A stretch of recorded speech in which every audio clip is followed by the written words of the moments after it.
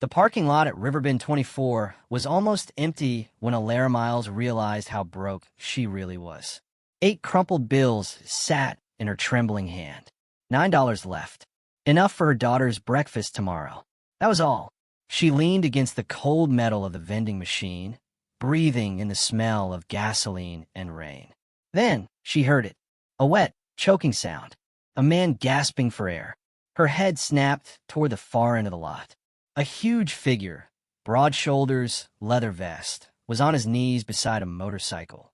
His hand clutched his chest, his face pale and slick with sweat. "Hey," Alara shouted. "Are you okay?" The man's only answer was a strangled grunt before he fell backward, slamming against the pavement. The gas station attendant cracked the door open, cigarette dangling from his lips. "Leave him, lady. Those Iron Vultures guys are nothing but trouble." Alara stared at the patch on the man's back. A black vulture with spread wings, the letters for stitched in blood red. She'd heard of them. Everyone had. Rough crowd. Drugs, violence, stories that never ended well. Still, the man's eyes were rolling back, his chest barely moving. "He's dying," she yelled. The attendant shrugged. "Not our problem." He let the doors swing shut. Another driver pulled in, saw the scene, and shook his head. "Don't get involved, miss. You got a kid to think about, don't you?" Then he drove off, tires hissing on the wet road. Alara stood frozen, clutching the $9 like they were sacred. Her pulse hammered in her ears. "Walk away," her brain whispered. "He's dangerous. You can't afford mistakes." But then the man stopped breathing.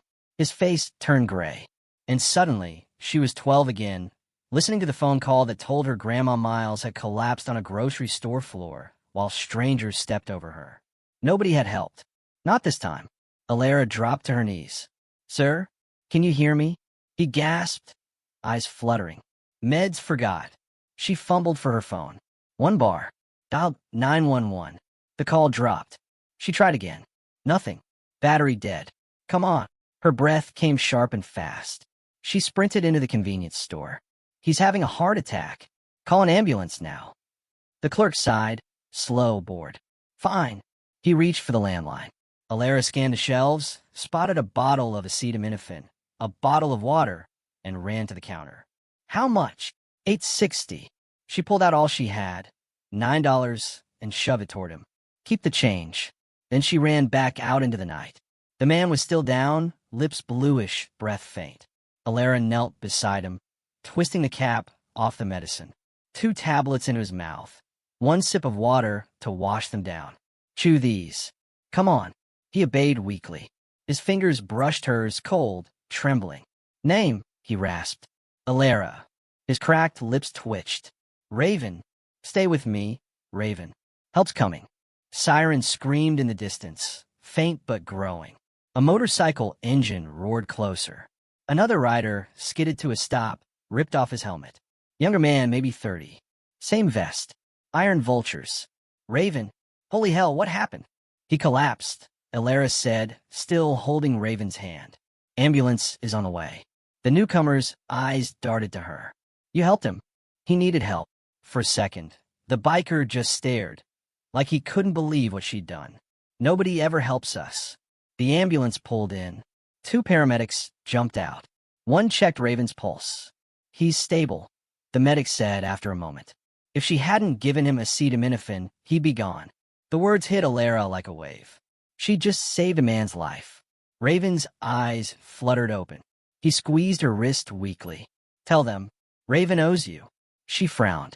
"Tell who?" He managed a ghost of a smile beneath the oxygen mask. "You'll see." Then the doors slammed, the siren wailed, and the ambulance disappeared into the night. The younger biker turned to her. "I'm Knox," he said, pulling a card from his jacket. It was white, clean, with a simple emblem, a crown wrapped in wings, and a phone number. "Call this tomorrow. Please." Alara hesitated. "Who are you people?" He smiled faintly. "Someone who doesn't forget kindness." Then he was gone, tail lights vanishing into the mist.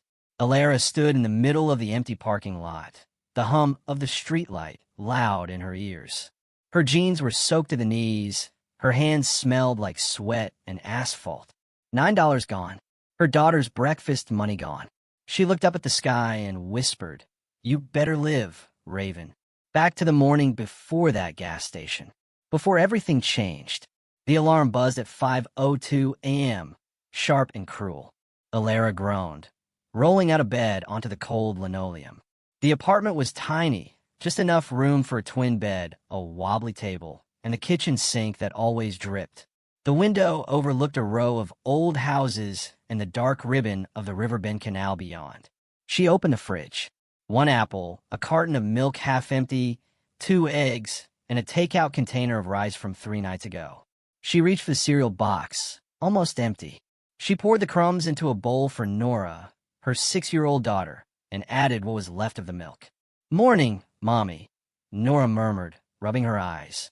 "Morning, Peanut. Why aren't you eating?" "I will at work." Another lie. Nora didn't question it. She never did. She was quiet, old-souled, like she somehow understood what her mother was carrying. After breakfast, Alara bundled her in a jacket that was too small but still warm. They walked 2 blocks to Mrs. Heller's apartment. The old woman greeted them in her robe, hair in curlers. "Morning, sweet girl," she said, ushering Nora inside. Alara kissed her daughter's forehead. "I'll be back after dinner, okay?" Nora nodded. "Love you." Then came the long walk to work. 4 kilometers each way, cracked sidewalks, puddles, and the ache of worn-out sneakers. At the Silver Pine Inn, Alara changed into her faded uniform and started cleaning rooms. Sheets, bathrooms, trash, repeat. 8 hours of it. Her arms ached, her back screamed, but she smiled when guests crossed her path. Her grandmother's words echoed in her mind. "Kindness costs nothing, baby. Sometimes it's all we gotta give." By 2 p.m., she clocked out, caught the bus to the grill house. Her shift there started at 3. Burgers, coffee, endless orders. She smiled through exhaustion, collected small tips, and ignored the burn in her feet. At 10:30 that night, she sat in the back booth, counting her tips. $22. Combined with what she had left, that made $41. She put $32 aside for rent. That left $9. $9 for breakfast, for bus fare, for hope. She folded the bills carefully, tucked them in her pocket, and stepped into the night, never knowing that within an hour, she'd spend it all on a stranger named Raven. The sound woke her before the alarm did. A deep, rolling thunder that made the windows rattle. For a split second, Alara thought it was a storm rolling off the river.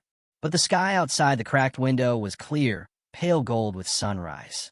Then she heard it again. Engines. Dozens of them. Low, guttural, and close. She jumped out of bed. Nora stirred under the blanket. "Mommy, it's okay, sweetheart." Alara forced calm into her voice, though her pulse was hammering. She pulled back the curtain and froze. The street below was packed with motorcycles. Rows of chrome and black, engines idling like wild beasts. At least 50 riders in matching vests. Some stood beside their bikes, others leaned against handlebars. Every single one bore the same insignia. Iron vultures. Alara's breath caught. Oh God. She scrambled to throw on jeans and a sweatshirt. Nora sat up, eyes wide. "Why are there so many bikes, Mommy?" "I don't know." Outside, neighbors were already spilling onto porches, whispering, staring. Mrs. Henderson, the woman from across the street, held her phone up like a shield. "I'm calling the police," she yelled. Someone shouted from a few houses down, "Get the kids inside." The engines revved in unison, the sound echoing through the narrow street like a war drum. Alara's heart twisted. They can't be here for me. They can't. But when one of the riders looked up and pointed at her building, she knew. They were. She pulled Nora close. "Stay behind me." Then she opened the door. The morning air hit her face, cool, sharp, vibrating with engine noise. As she stepped onto the porch, the crowd of bikers fell silent. From the center of the formation, a man stepped forward. Knox, the one from last night. Same leather vest, same calm eyes. He removed his sunglasses. Alara Miles? Her throat was dry. Yes. He nodded once, then turned and motioned toward one of the trucks behind the bikes. The back door rolled open, and a tall figure climbed out slowly, leaning on the doorframe. Raven. His skin was still pale, but he was standing. Alive. Gasps rippled through the neighborhood. Alara gripped the porch railing, stunned. Miss Miles, Raven said, his voice gravelly but steady. You saved my life. Every engine shut off at once. Silence fell like a blanket. Only the ticking of cooling metal filled the air. Raven took a step closer, holding something in his hand, a small white envelope. I don't forget kindness. Behind him, men and women began unloading crates from the truck, boxes labeled Lila's Haven Foundation. Alara's confusion deepened. What is this? Mrs. Henderson called out, voice trembling. What do you people want here? This is a quiet neighborhood. Knox turned toward her. Ma'am, we're not here for trouble. He looked back at Alara. We're here because of her. Alara could feel dozens of eyes on her. Neighbors peeking through curtains, holding their children, whispering. Her stomach knotted. Raven reached the porch step, stopping just below her. His gaze softened. Yesterday, you spent your last dollars to save a stranger you were told to walk away from. He lifted the envelope toward her. Today, we return the favor. Alara hesitated, then took it. Inside was a check, $22,000. Her vision blurred. I can't take this. You already earned it. Raven's tone was final. But that's not all. He gestured to Knox, who lifted a folded paper from his jacket and handed it to her. A job offer, Knox said.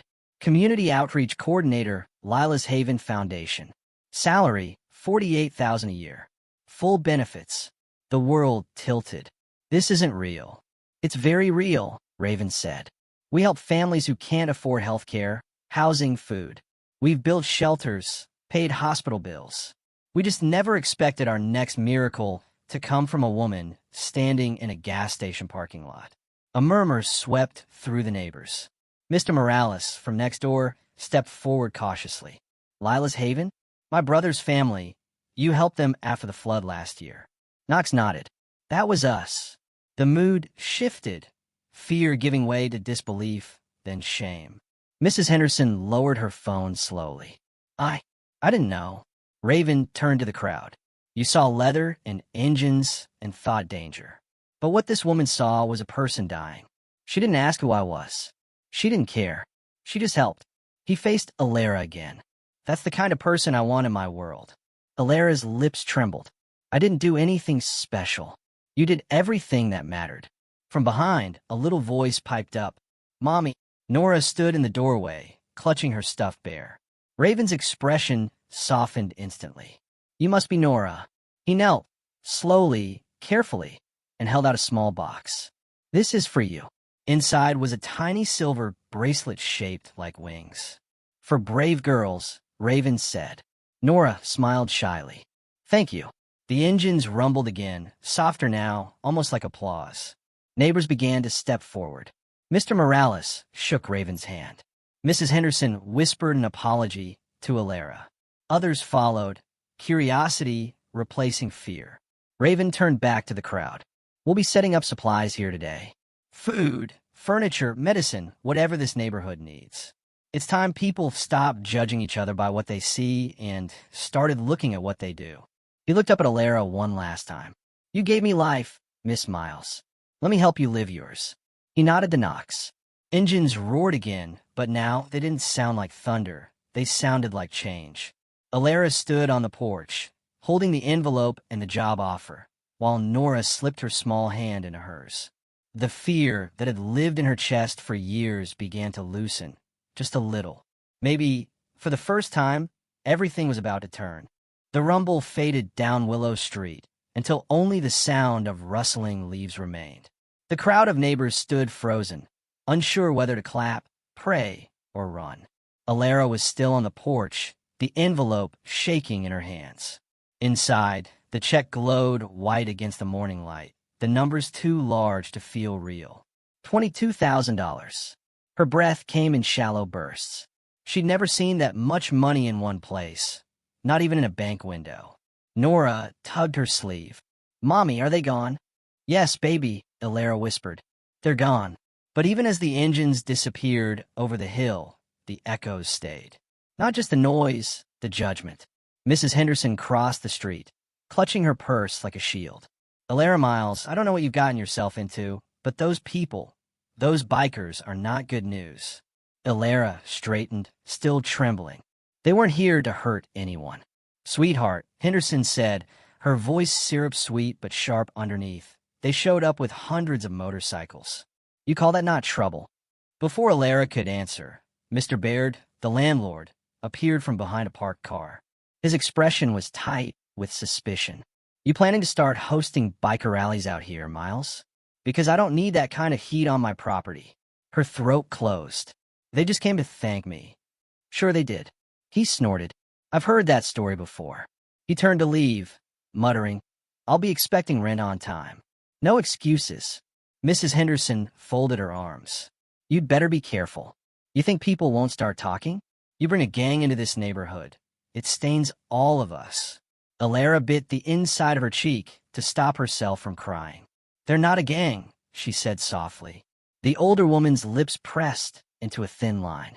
That's what they all say. Then she walked off, heels snapping against the pavement like punctuation marks. Alara stood alone on the porch, the morning sun cutting through the haze. The envelope in her hand felt heavier by the second.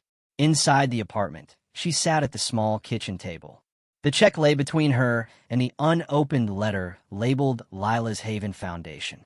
She picked it up, reading the first few lines. We are pleased to offer you the position of Community Outreach Coordinator. Full benefits, training provided, immediate placement available. She stopped there. Her throat tightened again. Full benefits. Health insurance. Nora's inhaler, the one that had always been a negotiation with God and pharmacies, could finally be secure. But what if Henderson was right? What if she'd tied her future to criminals? She ran her fingers through her hair, trying to think. The news, the rumors, the way people flinched at the sight of leather vests. It all came rushing back. A knock broke her thoughts. Alara jumped. Who is it? It's me, Miles, came the muffled voice. Baird. She opened the door halfway. The landlord stood there, squinting at the check in her hand. Just making sure you're not behind on rent. Looks like you finally came into some cash. It's a gift, she said, her tone guarded. He smirked. Yeah? From who? Your new friends with tattoos and criminal records. Her stomach turned. You don't know them. Neither do you, he shot back. And I've seen how this goes. You get mixed up in bad business, it comes down on all of us. Don't drag that mess here. He left before she could reply. Alara locked the door and slid down to the floor, the weight of everything pressing in. $9. That's all it had started with. One impulsive, desperate act of kindness. Now it felt like the whole world was watching to see if she'd regret it. By afternoon, the whispers had spread. At the laundromat, her coworkers looked up when she walked in to pick up her last paycheck. Conversations stopped mid-sentence. Did you really bring the iron vultures to your street? One of them asked. They were on the news this morning. Alara froze. News? Yeah. Another said, scrolling on her phone. Videos already viral. Some guy filmed the whole thing. Says a single mom saved a biker's life, and now 100 of them showed up to repay her debt. The first woman smirked. Sounds like a scam to me. Alara forced a tight smile and left before they could say more. Outside, the sky had turned gray. A light drizzle began to fall, and for a moment she let it soak through her sweatshirt. The world felt heavier than rain. She pulled out the business card Knox had given her, the one with the crown and wings. She turned it over in her hand again and again until the edges curled. Finally, she took a breath and dialed the number. It rang once, twice, then a voice. Alara Miles? Her stomach nodded. Yes. Who is this? Knox, the man said. Raven's resting. He wanted me to check on you. Alara hesitated. Everyone here thinks I brought trouble to their street. You didn't, Knox said. You brought light to it. They just don't see it yet. You don't understand, she whispered. I live paycheck to paycheck. I can't afford to make the wrong choice. You already made the right one, he replied quietly. Now, let us prove it. She looked down at the letter again, trembling fingers tracing the logo of wings around a crown. When can I meet you? She asked. Tomorrow. Murphy's Diner. 3 p.m. Raven wants to talk in person. Alara swallowed hard. Okay. Bring Nora if you need to, Knox added. You're safe with us. The call ended. Alara sat in silence, phone pressed to her chest. Outside, The rain grew heavier, streaking the window like silver lines. She didn't know if this path would save her or destroy her.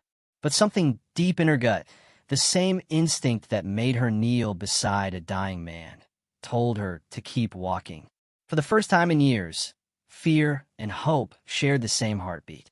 And tomorrow, at Murphy's Diner, she'd find out which one would win. The sign for Murphy's Diner buzzed weakly in the afternoon light. Alara stood on the sidewalk, holding the door handle but not opening it yet. The whole day she'd been nervous, not scared, just unsure. Inside, she could see them through the window. Knox sat in a booth near the back, his jacket folded beside him. Across from him was Raven, the man she'd saved, looking older than she remembered but alive. She took a breath, pushed the door open, and stepped inside. The bell above the door rang. Heads turned for a second, mostly men in work clothes, eating late lunches, then turned back to their plates. Knox stood and gave a small nod. "Alara, glad you came." Raven smiled a little, voice low but warm. "Sit down, please." She slid into the booth across from them. "You look better," she said. "Still sore," Raven admitted, tapping his chest lightly. "Doctor says I got lucky." He looked at her straight. "You did that." "Thank you." Alara shook her head. "You don't have to thank me. I just did what anyone would have done." Raven let out a small laugh. "Anyone? You're giving people too much credit." Knox raised a hand to the waitress. "3 coffees, please." Alara folded her hands on the table. "I didn't come for money. I came because I don't understand any of this. The job offer, the check. It's too much." Raven leaned back. "Then let me explain." The waitress set down the coffees. Steam rose between them. "My daughter's name was Lila," Raven said after a pause. "She was 7. Got sick. Heart condition. We didn't have the money for the surgery in time. I tried to raise it, sold my bike, borrowed from anyone who'd listen. But we were too late." He stopped there, staring into his coffee. His voice stayed even, not dramatic, just quiet. "After she died, I promised I'd help people who didn't have anyone to turn to. That's how Lila's Haven started. We fix roofs, buy medicine, pay hospital bills. Whatever's needed." Alara listened, her chest tight. "That's a lot of good for a bunch of people everyone's scared of." Knox smiled faintly. "Yeah, well, leather jackets make bad first impressions." Raven nodded. "We don't blame them for being afraid. But we don't stop helping either." He looked at her again. "When I woke up in the hospital and heard you spent your last $9 on me, I knew we'd found the kind of person this world needs more of." Alara blinked hard. "I just didn't want to see someone die." "Exactly." Raven's voice softened. "That's the point." Knox slid a small folder across the table. "That job I mentioned, community outreach. We get calls from families every week. Some need food, some need housing. You be talking to them, finding what's real, making sure they're not lost in paperwork." Alara hesitated. "I've never done anything like that before." "Good," Raven said. "We don't need perfect. We need people who care." She looked down at the folder, salary, health insurance, benefits. "It says I'd start in 2 weeks. You'll have time to leave your jobs," Knox said. "We'll help with rent until your first paycheck." Alara frowned slightly. "You really don't have to." Raven cut her off, calm but firm. "I want to." He reached into his jacket and pulled out a car key. He set on the table. "We found your old car in the impound lot. Fixed it. It's outside." Alara stared at him. "You did what?" "You walk everywhere," Raven said. "That's no way to raise a kid. Consider it part of the job package." She covered her mouth for a second, trying not to cry in public. "I don't even know what to say." "Say yes," Raven said simply. Alara laughed a little through tears. "You make it sound easy. Doesn't have to be hard." The three sat quietly for a while, sipping coffee. The noise of the diner, clinking cups, murmured talk, filled the silence. It felt normal. Finally, Raven spoke again. "We're starting a new community center, right in Riverbend. A place where people can come for help. No judgment, no red tape. I want you to help run it." Alara's head lifted. "In Riverbend?" "Where you live," he said. "Where people need it most." She smiled a little. "You don't waste time, do you?" "Life's short," Raven said. "I already wasted too much of mine." She thought about Nora, about the empty fridge, the hole in her shoe, the long nights folding sheets. And about last night, That split second when she chose to stay instead of walk away. "I'll do it," she said quietly. Raven's face broke into a smile, small but real. "Welcome to the family, Elara Miles." Knox reached over and shook her hand. "You just changed your life, you know that." Elara nodded, still half in disbelief. "Yeah, I guess I did." The next Monday started before sunrise, like every other morning. Except this time, Elara didn't have to walk 4 kilometers to scrub hotel bathrooms. She stood by the window with a mug of coffee, looking out at Willow Street. The same cracked pavement, the same sagging mailboxes. But today felt different. Nora came out of the bedroom, her hair a mess. "You're smiling," she said, rubbing her eyes. Elara laughed softly. "Yeah, guess I am. You don't smile in the mornings." "Well," Elara said, picking her up and spinning her around, "maybe things are changing." At Lila's Haven's office, a renovated warehouse near the edge of town, the air smelled like paint and new furniture. The logo on the wall, a crown wrapped in wings, looked brighter than she remembered. Knox met her at the door. "Welcome to day 1, he said, handing her a folder. "We're still setting up, but you'll get the hang of it quick." Inside were names and addresses, people in need around Riverbend. Families behind on rent, elderly folks skipping medicine to pay utilities. "Pick one," Knox said. "Start where your gut tells you." Elara skimmed the list and stopped at a name she recognized. Mrs. Patterson, an older woman who lived 3 doors down from her apartment. She'd seen her struggling with groceries before, coughing hard on the porch. "I know her," Elara said. "Then she's your first case," Knox replied. "Go see what she needs." By mid-morning, Elara knocked on Mrs. Patterson's door. The old woman opened it slowly, squinting through the chain lock. "Oh, it's you." "Yes, ma'am," Elara said with a nervous smile. "I'm working with Lila's Haven now. We're helping local residents with medical or housing support." Mrs. Patterson frowned. "That the biker group? The ones who scared half the town last week?" Elara hesitated. "They're not like people think. They help families real help, not talk." The old woman sighed. "Help, huh? You can't help me. Can't even help yourself. That rent man still breathing down your neck." Elara kept her tone steady. "I just want to check in, that's all. Do you have your medicine?" Mrs. Patterson looked away. "I cut my pills in half. Makes them last longer." Elara's stomach tightened. "You shouldn't do that." The woman shrugged. "You gonna pay for him?" Elara smiled a little. "Actually, yes." She took out her phone and called Knox. "Heart medication, Mrs. Patterson, 2 refills. Can we cover it?" "Done," Knox said on the other end. When Elara hung up, Mrs. Patterson stared at her. "You serious? You'll have it delivered this afternoon. 3 months covered." The old woman's eyes watered. "Why would you do that for me?" Elara shrugged gently. "Because someone did it for me." For a moment, neither spoke. Then Mrs. Patterson reached out and squeezed her hand. "You're a good girl, Elara Miles. Don't let those people talk you down." But the people were talking. When Elara returned home that afternoon, Mrs. Henderson was standing outside with 2 other neighbors. They went silent the second she walked by. Henderson muttered loud enough for her to hear, "Selling her soul to a biker club." Elara stopped, turned calmly. "I just helped Mrs. Patterson get her heart medicine." The women blinked, caught off guard. "You did what?" one of them asked. "She couldn't afford it," Elara said. "Now she can. Courtesy of Lila's Haven." They didn't answer, just looked away, embarrassed. Elara went upstairs, heart pounding. She didn't want to fight. But for the first time, she didn't feel small either. That night, she tucked Nora into bed. The girl clutched her bear and whispered, "Mommy, are the people still mad?" "Some are," Elara said honestly. "But they'll understand one day." "Why?" "Because kindness always catches up." Nora smiled sleepily. "You sound like Grandma used to."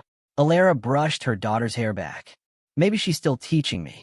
The next morning, something new happened. As Elara walked Nora to the bus stop, Mr. Morales waved from across the street. He'd been one of the loudest critics a week ago. "Hey, Elara," he called. "Heard what you did for Mrs. Patterson. That was real good." Elara nodded, smiling softly. "Just doing my job." He tipped his cap. "World needs more people doing that." When she looked down at Nora, the little girl was grinning. "See? They're not mad anymore." "Maybe not," Elara said. "One person at a time." And for the first time since that night at the gas station, she believed it. By the time summer settled over Riverbend, the whispers had changed. People still talked about Alara Miles, but not the same way they used to. They didn't call her the woman who brought bikers to the neighborhood anymore. Now, it was the woman who helped Mrs. Patterson, the one who found a doctor for the Johnson kid, the girl who worked for that foundation thing that actually does stuff. Progress wasn't loud, but it was steady. Every morning, Alara left for work at Lila's Haven in her repaired car, the same one Raven had pulled from Impound months ago. It wasn't fancy, but it ran smooth. Nora called it the miracle car. On the dashboard sat a tiny wing-shaped charm, a gift from Raven. Every time the sunlight hit it, she remembered that night at the gas station. Her job had grown busier. Each week brought new requests. Rent overdue, hospital bills, broken heaters, empty pantries. She met them all with the same approach. Listen first, act second. Sometimes she worked with Knox, sometimes with volunteers. The foundation had started sending more staff from nearby towns. They were rough around the edges, tattoos, scars, bad jokes, but good-hearted to the core. Knox liked to say, "We're not saints, Alara. We're just people trying to even the score." On a Wednesday morning in late July, Raven called her into his office. The space was small, old brick walls, a heavy oak desk, and a photo of a little girl with missing front teeth smiling from the corner. "Lila." Raven looked up from his paperwork. "Close the door, Alara." She did. He leaned back. "How do you feel about building something permanent here?" Alara frowned slightly. "Permanent?" He pushed a folder across the desk. "We just bought the old library lot on Willow Street. Empty for years. We're turning it into a community center. Job training, food pantry, free medical clinic, after-school care. You'll run it." Alara blinked. "Me? You," Raven said simply. "You know this neighborhood better than anyone. You earn their trust. That's worth more than a degree." She opened the folder, blueprints, budget sheets, and at the top in bold letters, Miles Community Center. Her throat tightened. "You're naming it after me?" Raven shrugged. "After what you did, seems fair. I don't deserve that. You spent your last $9 on a stranger." "Yeah, you do." Alara laughed softly, shaking her head. "People are going to think I made that up." "Then let them," Raven said, smiling. "They'll still get a place to eat, to learn, to breathe." She looked down at the papers again, tracing the printed lines of what would soon be a real building. "When do we start?" "Monday." The next week, construction began. Trucks rolled into Willow Street, clearing weeds, breaking up cracked concrete. The noise echoed through the block. At first, the neighbors were wary. Henderson stood on her porch, arms crossed. "Another biker project," she muttered to Morales. "Watch, it'll fall apart in a month." But as days passed, people started to see the truth.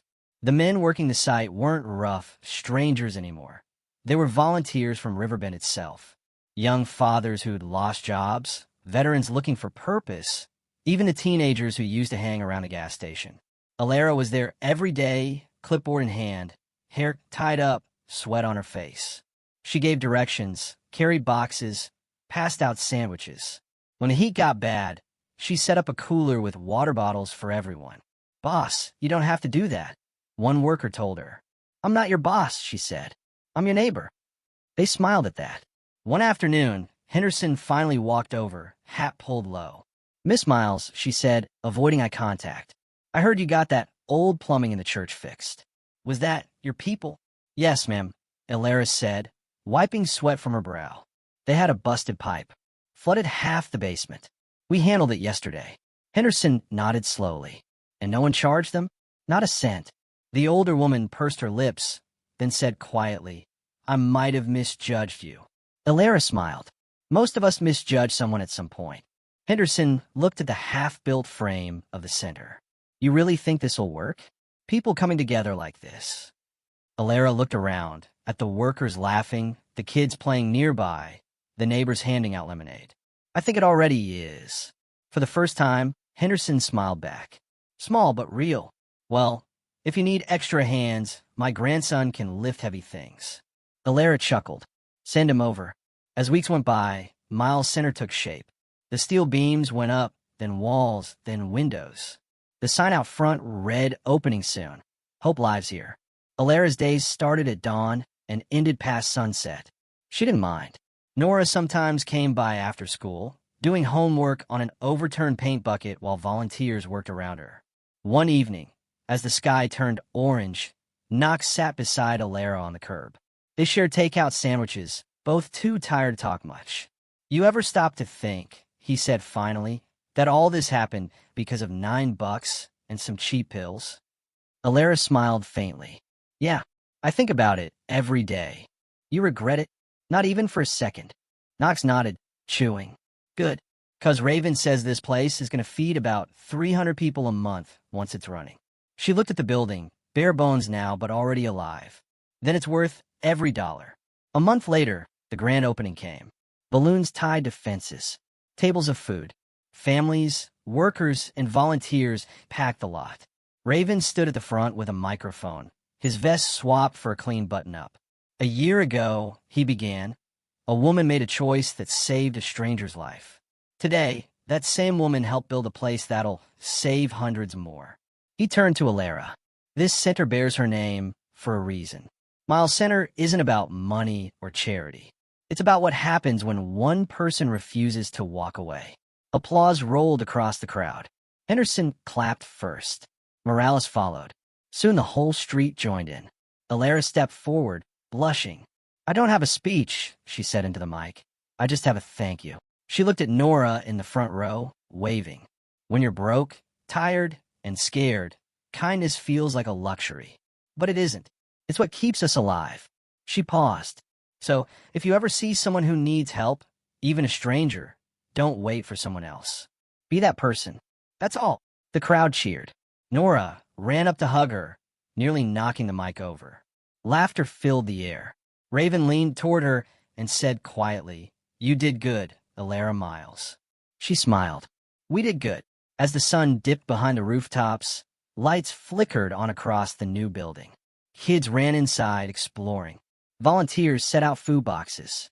Music played from someone's speaker. For the first time in a long time, Willow Street didn't feel forgotten. Alara stood outside the entrance, watching her neighbors laugh and talk like old friends. She looked up at the new sign, Miles Community Center, and beneath it, the small logo of a crown with wings. Knox walked over, hands in his pockets. "So what now?" Alara smiled. "Now we keep going." He grinned. One person at a time. One person at a time. They stood there as the night settled, the building glowing behind them. Proof that sometimes hope doesn't fall from the sky. Sometimes it grows from the ground right beneath your feet. By autumn, the Miles Community Center was running like it had always been there. The food pantry stocked twice a week. The clinic stayed full. Kids filled the after-school room, doing homework, painting, laughing. Alara had stopped worrying about rent. She paid bills early now. Sometimes she even bought real coffee instead of instant. It should have been peaceful. But peace didn't last long in the age of cameras. It started one Saturday morning when Knox stormed into her office, phone in hand. You might want to see this," he said. Alara looked up from a stack of forms. "What's wrong?" He turned the screen toward her. A video was playing, grainy footage of her standing in the middle of Willow Street months ago, surrounded by motorcycles.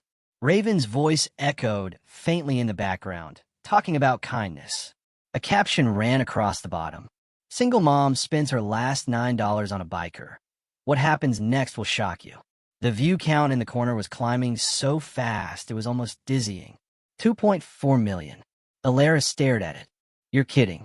Knox sighed. "Went viral overnight. News outlets are picking it up. People love a feel-good story." "That's good, right?"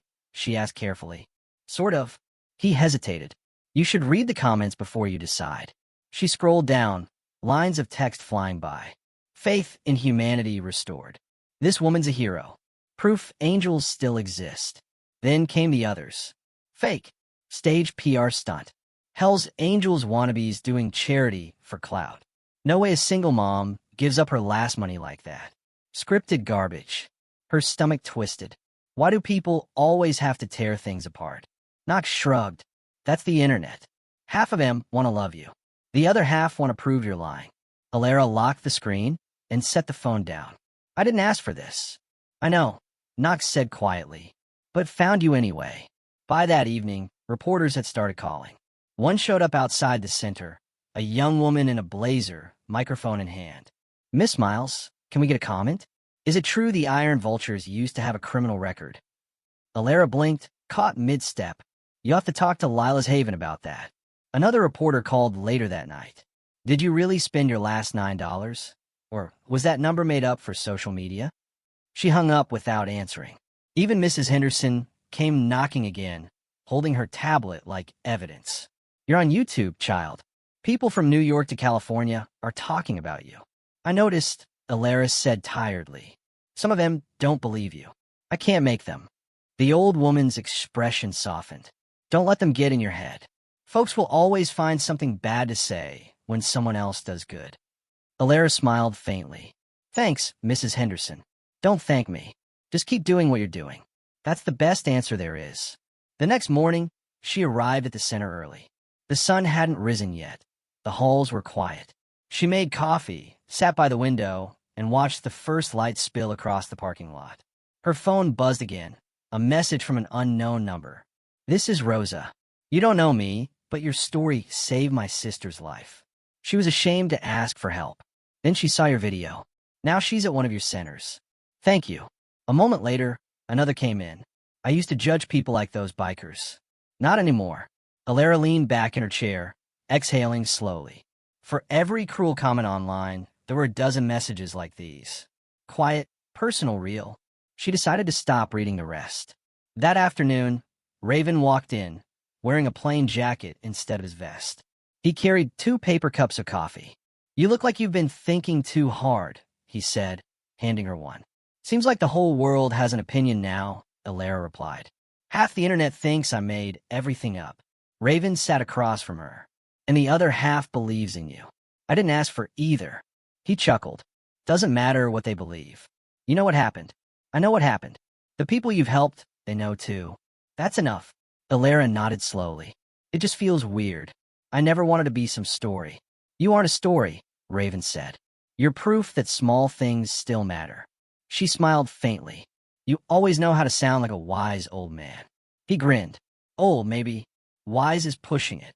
They both laughed quietly, the tension easing for a moment. Later that week, a film crew from a nonprofit came to shoot a short documentary about the foundation. They asked Alara to tell her story again. The night at the gas station, the choice she made, everything that followed. She stood in front of the camera, nervous but calm. "I didn't plan to be brave," she said. "I just didn't want someone to die alone." The interviewer asked, "What would you say to people who don't believe you?" Alara thought for a long moment. Then she said, simply, "It doesn't change what happened." When the camera stopped, the crew thanked her and left. She felt lighter somehow, like the air inside her chest had cleared. A few nights later, after closing the center, Alara drove without thinking. The road curved past the river, and soon she saw the familiar flicker of the Riverbend 24 gas station sign. She parked and stepped out. The same humming lights, the same cracked pavement. Different woman. The new clerk behind the counter looked up as she entered. "Evening, ma'am. Need gas?" "Just passing through." She walked outside to the spot where it had all started. The exact patch of asphalt where Raven had fallen. A faint oil stain marked the place. She knelt and ran her fingers over it, then smiled softly. A few minutes later, she went back inside. "Do you mind if I put something on the wall outside?" she asked the clerk. He shrugged. "Depend what it is." She handed him a small bronze plaque wrapped in paper. "Just a message." He peeled the paper back and read the engraving aloud. "Here, a small act of kindness changed everything. Lila's Haven, founded in gratitude." He nodded slowly. "That's real nice." Alara smiled. "It's true." She stepped back into the night air. The lights buzzed overhead, just like before. But this time, there was no fear in her chest, only peace. A week later, Knox showed her the finished documentary. It was short, 10 minutes, but powerful. Clips of the center, the volunteers, the families helped. A few seconds of Alara's quiet voice at the end. If you ever wonder whether kindness still matters, it does. It always will. Within days, it hit 5 million views. Then 10. But this time, Alara didn't check the comments. She was too busy helping a new family fill out a rental grant. One rainy evening, when the center finally closed, she and Nora walked home together under one umbrella. "Mommy," Nora said, skipping over puddles, "are you famous now?" Alara laughed softly.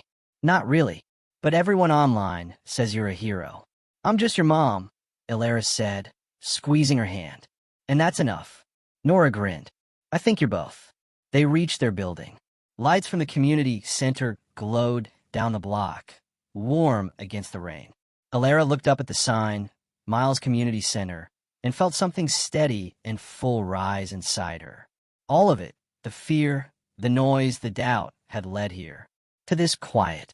Later that night, when Nora was asleep, Alara sat by the window with her journal, the same one she'd written in the night she saved Raven. She opened to a blank page and wrote, 1. Nora is healthy. 2. The center is full of laughter. 3. Kindness still works. Then she closed the book and whispered into the stillness, "Thank you." Outside, somewhere in the distance, a single motorcycle engine hummed and faded into the night. The world felt bigger, but not as lonely. And though Alara didn't know what came next, she knew this much. She would keep choosing kindness, no matter the cost. Because sometimes everything really does begin with $9 and a choice. 1 year later, Riverbend didn't look the same. The potholes on Willow Street had been patched. The houses once boarded up now had curtains and flower pots. Kids played basketball near the corner, their laughter carrying through the late afternoon air. At the heart of it all stood the Miles Community Center, bright blue walls, a new mural stretching across its side, a pair of silver wings wrapped around a heart. The parking lot was full as usual. Every day, people came in and out, mothers, veterans, teenagers, seniors. Some came for food, some for classes, some just for company. No one left empty-handed. Inside, Alara Miles was at her desk, sorting through forms with her usual half-tired, half-content smile. "Mrs. Miles," said Tasha, one of the younger coordinators, "we just got a call from a landlord in Pine Row. Family of 3 might lose their place. You want me to go?" "I'll go," Alara said, grabbing her keys. "You've still got that housing fair meeting." Tasha grinned. "You love the field work too much." Alara laughed. "Maybe I do." Driving through Riverbend still gave her that strange, quiet gratitude. Every block had memories. The laundromat where she used to fold clothes.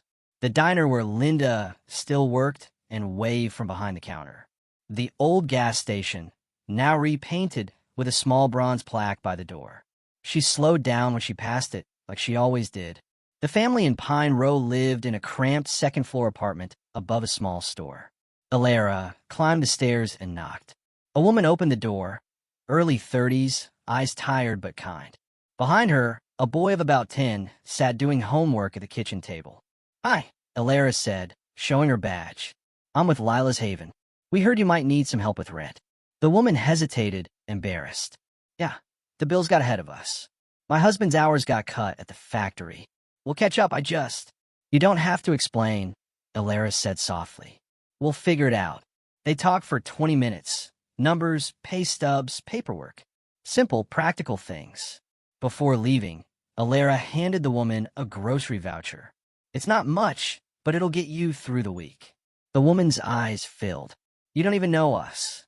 Alara smiled. "Someone once said that to me, too." By the time she got back to the center, dusk had fallen. Knox was outside, fixing a light fixture, humming to himself. "How's Pine Row?" he asked. "Handled," Alara said. "They'll be fine." Knox nodded. "Good." "Oh, Raven called earlier. Said he's coming by tomorrow." Alara smiled. "He still calls me before he shows up?" "Old habits. He likes warning people before he rolls in with that big bike of his." They both laughed. Inside, the center buzzed with the sound of families eating dinner together. Volunteers served spaghetti and salad. Kids played near the corner with a volunteer named Marcus, the same veteran Alara had once helped months ago. It felt like home. Not perfect, but alive. Later that night, Alara walked Nora home. The girl was taller now, her backpack covered in pins from all the local events. "You staying late again tomorrow?" Nora asked. "Maybe a little," Alara said. "Raven's visiting. He'll want to check everything twice." Nora smiled. "Tell him I said hi, and that I beat my spelling test record." I'll tell him, Ilara promised. They passed the bakery that had reopened last winter. The smell of bread drifted into the street. For a moment, everything felt simple, a kind of peace she didn't think she'd ever get back. The next morning, Raven arrived early. As always, the rumble of his motorcycle echoing down the block. He looked healthy again, stronger, though his beard had more gray than before. Ilara met him at the door. "You're early." "Can't help it," he said. "Traffic's easier when the world's still half asleep." They walked through the building together, the pantry, the clinic, the classrooms. He nodded approvingly at every corner. "You've built something real here," he said. "We all did," she replied. Raven chuckled. "You still don't like taking credit, huh?" "I just keep moving forward." He smiled. "That's what Lila used to say."